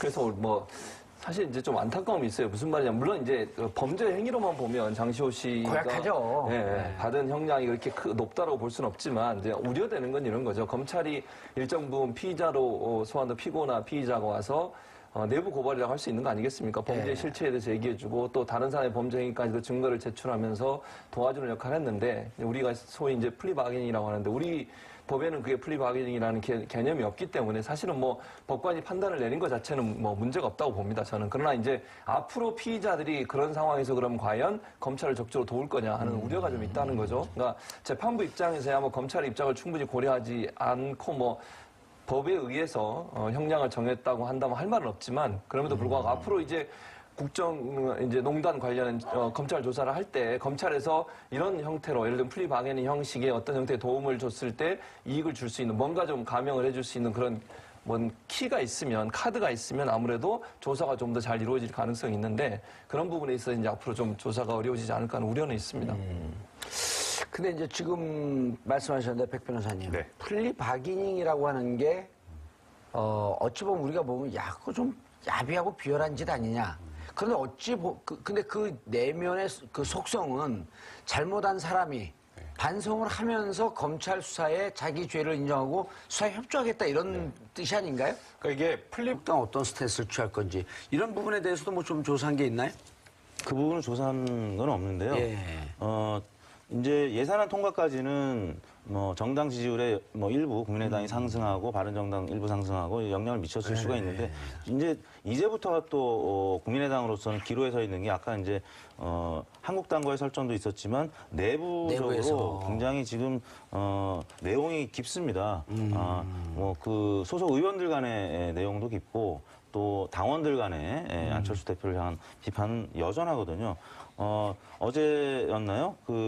안철수 대표가 발언을 하는 과정에서 그 당직자였는지 당원이었는지 굉장히 고성으로 비판을 하고 김동철 원내대표가 굉장히 이제 큰 우려의 목소리를 나타냈는데 뭐 그러다 보니까 안철수 대표의 리더십은 여전히 계속 흔들리고 있고 안철수 대표나 아니면 이제 국민의당 지지율이 좀 상승을 해야 되는데 지금 상승하는 것이 단기적으로 그칠 가능성이 좀 커 보이거든요. 결국에는 이제 바른정당과의 관계 설정이 어떻게 될지 또 유승민 대표에 대해서 이제 박지원 전 대표가 또 비판의 발언을 했는데 유승민 대표가 하는 대로 우리가 뭐 끌려가야 되는 것이냐라는 이제 발언을 했거든요. 그런 과정에서 아무튼 바른정당과 국민의당과의 향후 관계 설정이 굉장히 주목이 되는 상황입니다. 그 국민의당 보면요, 네. 이제는 그 호남당과 안철수당으로 나뉘어졌고 안철수당은 이른바 이제 그 바른정당과 통합을 계속 밀어붙이겠다고 했고 이번에 이제 예산 표결 과정에서 보게 되면 결국은 민주당과 동거를 하면서 호남 예산, SOC 예산도 많이 늘어났고 그런데 끝나고 나서는 또 결국은 통합이다 이렇게 얘기했단 말이에요. 네. 그러니까 발은 호남에다 딛고 있고 마음은 유승민한테 가여 있는 이 국민의당의 스탠스가 도대체 앞으로 어떻게 될지. 네. 실질적으로 이번 저희 여야 간의 협의 과정에서 실질적으로 이제 당대표보다는 원내대표가 결정적 역할을 했다고 합니다. 실질적으로 이제 김동철 원내대표가 영향력을 행사한 거죠. 그래서 이제 호남의 SOC 예산이라든가 실리들을 많이 챙겼죠. 어떻게 보면 영리한 선택을 한 겁니다. 예. 캐스팅 보트의 역할을 10분 활용한 것이라고 그렇게 보여지고요. 그 측면에서 안철수 대표의 사실 뭐 존재감이 확인된 측면은 뭐 나온 것은 별로 없었던 것 같아요. 다만 이제 끝나고 나서 국민의당의 스탠스에 대해서 바른정당하고 자유한국당이 좀 공격을 했죠. 다만 이제 그 바른정당의 유승민 대표는 이후에 또 연대와 통합을 염두에 두고 이번에 좀 굉장히 서운함을 드러냈지만 이후에 이제 과정에 있어서 특히 이제 입법 전쟁을 또 앞두고 있습니다. 그렇죠. 당장 예. 또 공수처 문제 어떻게 할 거냐, 국정원 또 법 개정해야 할 문제들 뭐 이런. 아니 일단 이번에 통과된 예산안에 근거에서도 네. 공무원 증원하는 문제, 네. 그다음에 이제 그 임금 보전하는 문제 네. 이런 등등에 대해서는 법을 통과시켜줘야 되는 거거든요. 네, 그렇죠. 그리고 사실은 가장 중요했던 것 중에 하나가 선거구제에 대한 개헌과 선거구제에 대한 개편에 대한 여권의 예. 적극적인 어떤 의향 이런 부분들을 국민의당이 간절히 요구를 했고 그 부분에 대해서 굉장히 열린 마음으로 받은 거거든요, 사실. 중대선거구 제도나 그렇죠.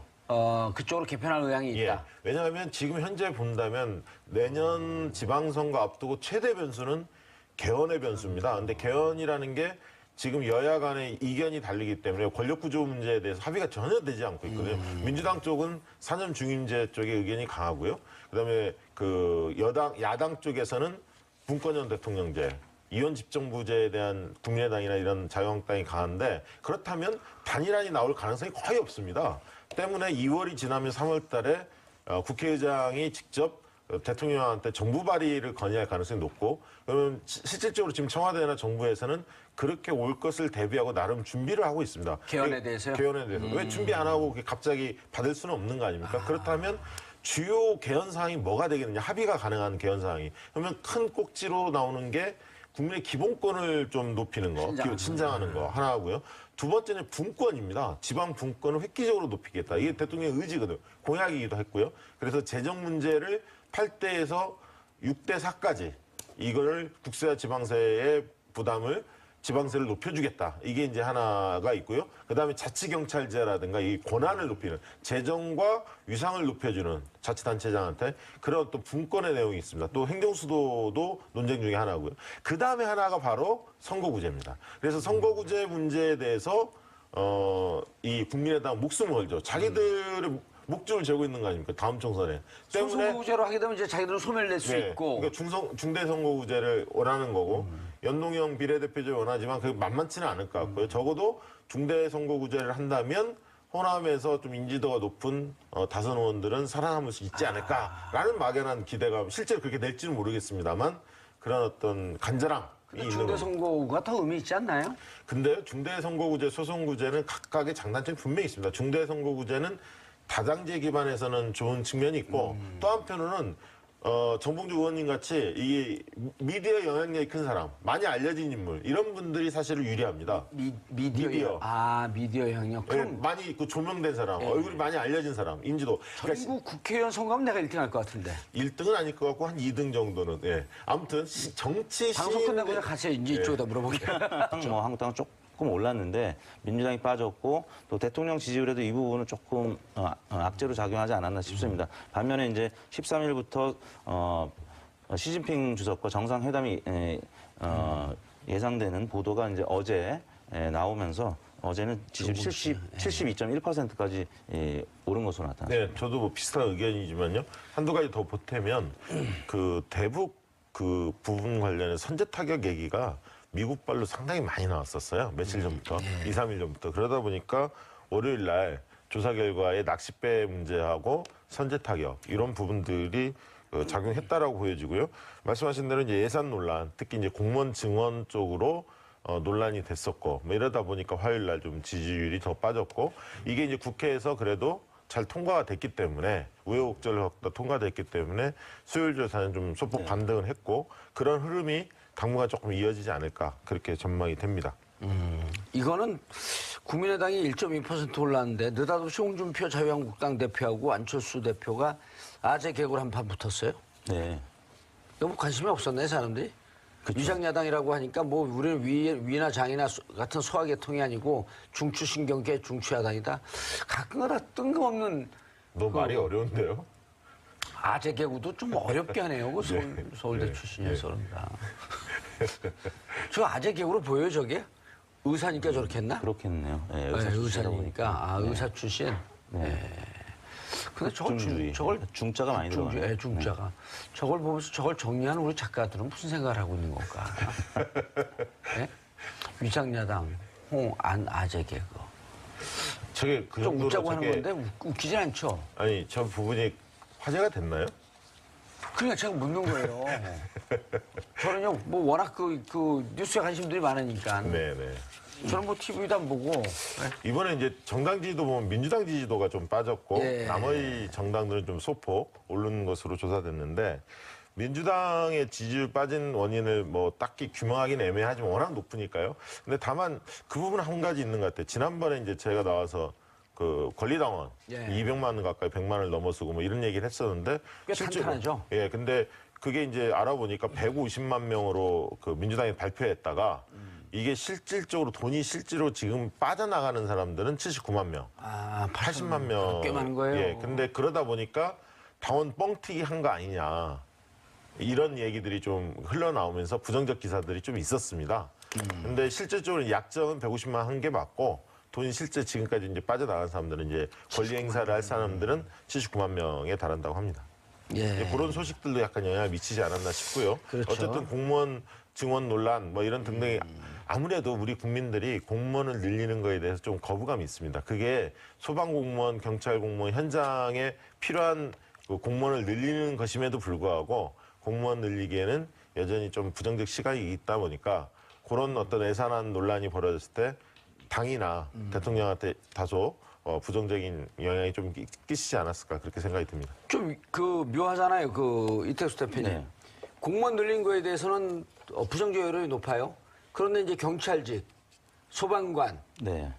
택배, 교사 이런 분들 늘리는 거에 대해서 또 긍정적이에요. 네. 그러니까 이제 이낙연 총리하고 둘이 그 야당하고 설전을 했잖아요. 네. 공무원 늘리지 마세요. 그랬더니 이낙연 총리가 공무원이 아니고 경찰관, 택배원, 네. 소방관입니다. 아니요, 공무원 늘리지 마시라니까요. 그러니까 이낙연 총리가 또 공무원이 아니고 소방관. 이러면서 설전이 벌어졌는데 소방관 이런 현장직 공무원 늘리는 거에 대해서는 또 그 한 60% 좀 안 되지만 50% 이상 찬성을 한단 말이에요. 이번 낚싯배 사고 때도 네. 이 뭐 구조대 예산과 관련해서 사실 배가 빨리 출동 못한 것도 일반 그 배들과 같이 계류가 돼 있기 때문에 섞여 있었고 막 그냥 묵혀 있고. 그러니까 실상을 이제 들여다 보면은 많은 국민들도 공감을 할 수밖에 없는 부분이 바로 그런 우리 생활 안전과 관련된 부분, 또 생활 안전 공무원. 네, 또 편의와 관련된 공무원들 증언에는 다 찬성을 하는 것이거든요. 근데 뭉뚱그려서 지금 국민들의 세금으로 공무원 일자리 늘리는 게 그게 무슨 의미가 있느냐라는 이제 보수 언론의 지적 그런 부분들과 이제 한국당이 교류를 같이 하는 건데요. 일단 이런 사건들이 생기면 국민들이 그때마다 이제 좀 관심을 갖고 보게 되는 것 같습니다. 예. 그런 차원에서 여러 사안들과 관련해서는 현 정부의 입장과 교류를 같이 하는 유권자들의 목소리를 들을 수가 있는데요. 아무튼 그 공무원 증원과 관련해서 이번 주 중에는 당청에 좀 부담으로 작용했던 것이 분명하고 그 과정에서 국민의당 지지율이 소폭 올랐습니다.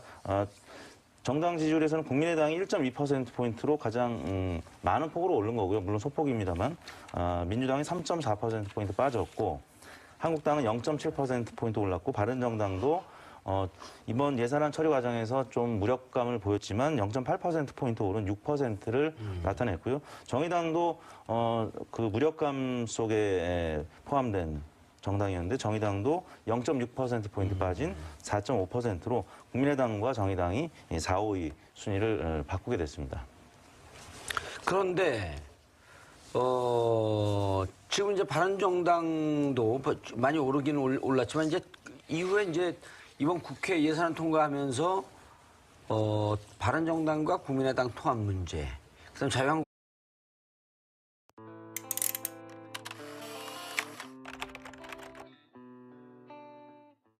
그냥 제가 어제 저녁에 그 사석에서 약간 진보적이었다가 이제 이쪽 그 보수 쪽으로 좀 넘어가 있는 40대 후반, 50대 초반의 여성분들인데 문재인 대통령에 대해서 좀 부정적일 줄 알았더니 무척 긍정적이에요. 그래서 왜 그러냐 그랬더니 감성적으로, 정서적으로 꽤 그 타차는 게 그 부드럽게 국민들에게 다가오고 국민들이 꼭 원했던 부분에 대한 얘기를 하는 것 같다. 네, 네. 그래서 그런 것이 무척 능한 것 같다. 근데 그러면 그게 뭐 정책 지지율하고 무슨 상관이 있겠냐 싶었는데 그런 감성을 움직이는 게 실질적으로 지지층으로 간다라고 하는 판단이 들더라고요. 그렇죠. 리더의 덕목 중에 네. 인, 의, 애, 지로 네 가지로 설명하는 경우가 있습니다. 근데 그러니까 문재인 대통령 과거의 특징이 뭐냐면 인, 어질다, 그리고 바르다, 애. 이 두 가지 속성이 굉장히 두드러졌거든요. 그런데 탄핵 국면에서 정의로움, 의로움 이런 부분은 이제 이재명 당시 후보가 좀 강하게 그 부분 흡수를 했었죠. 또 지혜로움 이런 부분은 약간 그 두드러지진 않았었는데 대통령이 되면서 적폐청산 이런 부분들에 대한 비타협적인 원칙적인 이런 모습을 보면서 의로움도 이제 확고하게 다져지고 있고 문제 해결 능력이라는 해내는 리더십, 지혜로움 이런 부분들도 제가 볼 때 많이 보완이 됐기 때문에 이상적인 리더 이미지와 문재인 대통령의 현재 이미지가 상당히 일치하는 그런 어떤 흐름을 보이겠다. 그래서 만약에 지금 문재인 대통령이 굉장히 끝까지 이렇게 성공하는 모습을 보여준다면 차기 대통령의 리더십의 유형이 어떨까. 그런 부분들도 사실 저희는 눈여겨보고 있습니다. 2013년 4월인가 5월에요. 네. 내가 한 방송국에서 한 얘기가 똑같은 얘기인데 그거 보셨나요? 안 봤는데. 봤는데 잊어먹은 게 아니, 아니고. 의원님이 그 방송 별로 보는 적이 별로 없었어요. 표절시비? 인의예지를 제가 리더십에 썼는데 그걸 책을 봤나. 방금 언급하셨던 그 성별에 따라서 확실히 대통령 지지율 한번 넘어가 보죠. 대통령 지지율이 이 차이가 있는데요. 일단 전체적으로 이번 주 문재인 대통령 지지율은 70.8% 주중 집계를 나타냈는데요. 지난주 71.5%보다 한 0.7%포인트. 뭐 변화가 없다고 봐야 되는 소폭 거죠. 하락했는데요. 말씀하신 성별 차이를 보면 여성이 74.3%의 지지율, 남성이 67.3%, 합쳐서 70.8%의 지지율인데 여성이 남성보다 7%포인트가량 지지율이 높습니다. 그 부분 설명을 드리고요. 이번 주 여러 가지 사건이 있었습니다. 이제 주말을 거치면서 그 월요일 날은 인천 낚싯배 침몰 사고 보도가 굉장히 크게 나왔었고요. 월요일 날은 71.7%로 시작을 했습니다. 그런데 화요일 날 여야 예산안 처리 합의 속에서도 이 낚싯배 침몰 사고에 대한 정부 대응에 대한 특히 이제 해경의 대응에 대한 비판이 특히 야당에서 굉장히 컸었고요. 또 일반 국민들도 그 범국가적 재난 방지 시스템이 이렇게 여전히 이렇게 문제가 많은지 비판했기 때문에 화요일 날은 소폭 하락해서 69.3%로 70% 아래로 살짝 떨어졌다가 수요일 날 어제죠. 13일부터 중국을 국빈 방문한다는 소식이 전해지면서 다시 반등을 해서 어제는 72.21%로 올라서 주중 집계가 3일간의 합계는 70.8%로 마감이 됐습니다. 70.8%. 여전히 고공행진하고 있는데 그 지난주하고는 큰 변화가 없는 거로 봐야 되는 거죠. 다만 사건에 따라서 추이가 조금씩 그 출렁했던. 예. 이번 그 조사 결과를 보면 계속 누적은 됐습니다만 한 가지 더 말씀을 드리고 싶은 것은 중도층이 어떤 반응을 보이느냐가 중요한데요. 특히 이제 내년 지방선거가 있기 때문에 그런 부분들 유심히 봐야 하는데 지금 중도층에서 긍정평가, 대통령 지지도에 대해서 긍정평가하는 게 73%입니다. 근데 진보층에서는 87.8로 73%. 예, 약간 진보층보다 약간 낮지만 보수층에서는 48.6 정도밖에 안 나오거든요. 그 얘기는 많이 나온 뭐냐면 거네요. 중도층이 거의 진보층하고 생각을 같이 가고 있다는 거예요. 그건 다른 말로 얘기하면 보수층이 굉장히 고립되고 있다는 얘기입니다. 그렇기 때문에 지금 선거 때 이 향배는 중도층이 잡고 있는데 이 중도층들이 문재인 대통령에게 굉장히 호의적이다. 이 부분들을 다시 한번 좀 짚고 넘어갈 필요는 있는 것 같습니다. 지난 아무튼 주초에 낚싯배 침몰 사고와 관련해서는 여전히 이제 계속 부정적인 기사들이 많이 나오고 있습니다. 그 해경이 그 사고 현장까지 도착하는데 이제 37분이 걸렸고 수중 수색 구조대나 아니면 헬기가 도착하는 데는 1시간이 넘었죠. 그런 부분 여러 가지 세월호 사건 이후에도 계속 바뀌지 않는 이런 부분에 대해서는 문재인 대통령이 직접 이제 사과도 하셨지만 많은 국민들이 정부에 대해서 많은 불만을 갖고 있기 때문에 주초에 악재로 좀 작용을 했고요. 예산안과 관련해서는 보수 언론에서 특히 이제 화요일 날 많은 비판적인 사설이 나왔는데요. 조선일보 같은 경우는 새 예산 알고 보니 공무원 17만 증원 그대로다. 이런 제목으로 사설을 썼고 동아일보는 쪽지 예산, 밀실, 날림, 야합의 국회 적폐 굉장히 많은 비판을 했습니다. 그렇기 때문에 국민의당은 잠시 소개해드리겠습니다만 국민의당 플리바게닝 하는데 정확하게 그 뜻이 뭐냐면요. 기소하기 전에 이 죄를 스스로 뉘우치고 수사에 협조하는 경우에 형량을 조정해주는 제도예요. 그러니까 쉽게 말하면 그 기소 플리가 전입니다. 초원 이런 뜻 아닌가요 원래? 그렇죠. 그런데 우리나라는 말씀하셨던 것처럼 공식적으로 플리바게닝이라는 제도는 없는데 이제 수사기관 입장에서 한번 생각을 해보죠. 이게 예를 들어서 마약 사건 한번 생각해보세요. 마약 사건은 혼자 잘 안 해요. 그러니까 마약은 내가 마약을 투약을 하려면 나한테 판 사람도 있어야 되고 유통망도 있어야 되고 보통 혼자 한다니까 같이 하는 사람들, 같이 하는 패거리들이 있단 말이에요. 근데 한 명을 잡았어요. 한 명을 잡았는데 정말 엄격하게 플리바게닝도 전혀 없이 그냥 원칙대로 죄를 물으면 이 사람이 굳이 윗선을 불 이유가 하나도 없어요. 그렇죠. 뭔가 본인한테 이익이 돼야 자기랑 같이 한 사람, 공급해준 사람, 그다음에 이걸 유통하는 사람들을 불잖아요. 이제 그래서 수사의 편의상 우리나라도 일정 부분에 한해서는 플리바게닝을 도입해야 되는 게 아니냐는 얘기가 많이 있었어요. 왜냐하면 이론적으로 보면 죄를 진 사람 그에 합당한 처벌하는 건 맞는데 그렇게 해서 한 명을 처벌하는 것보다는 많은 사람들을 처벌할 수 있게 사회를 정화하는 데 도움이 된다면 긍정적 역할. 긍정적인 역할을 감안해서 일정 범죄는 도입할 필요가 있다는 얘기가 나왔는데 이번 사건 같은 경우에는요. 사실 아까 말씀하셨던 것처럼 1년 6개월을 구형했다라는 건 그러니까 쉽게 말해 특검에서 풀어주세요.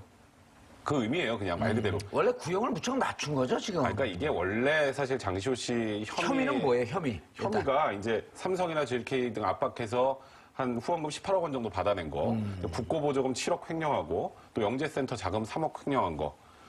대충 사이즈 나오지 않습니까? 이 정도면 10억 횡령.